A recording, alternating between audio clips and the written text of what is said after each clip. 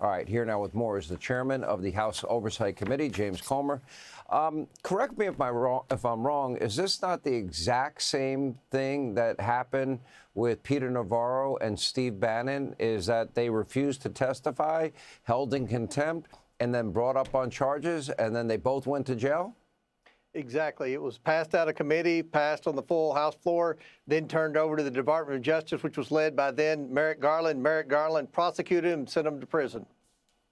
Okay, so I guess if it's good for one party, it should be good for the other.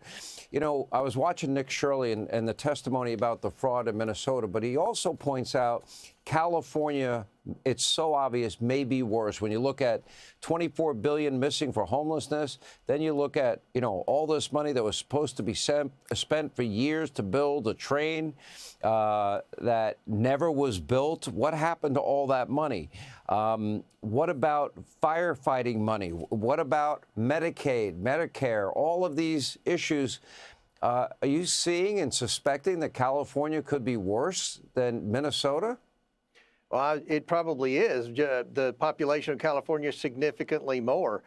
We've started in Minnesota investigating fraud with respect to the welfare benefits because we've had some brave whistleblowers who have come forward. These are credible whistleblowers who are employed by the state government.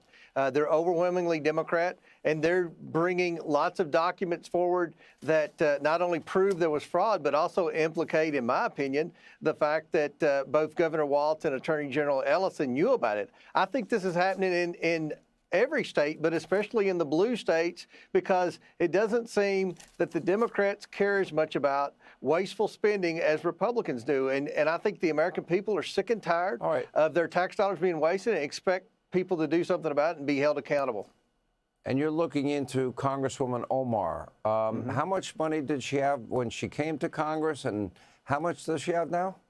She didn't have any money when she came to Congress. In fact, according to her, she was in the hole. She had a negative net worth. Now her net worth is somewhere between $6 million and $25 million. It's very difficult to determine because of the ranges in the financial disclosures form. But at the end of the day, she and her husband went from zero to anywhere between $6 and $25 million in about a year and a half.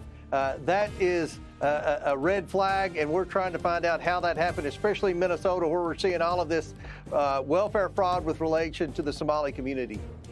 Well, might have to do with Nancy Pelosi investment advice. I don't know. James Comer will be watching tomorrow with Jack Smith. Thank you. Hey, Sean Hannity here. Hey, click here to subscribe to Fox News YouTube page and catch our hottest interviews and most compelling analysis. You will not get it anywhere else.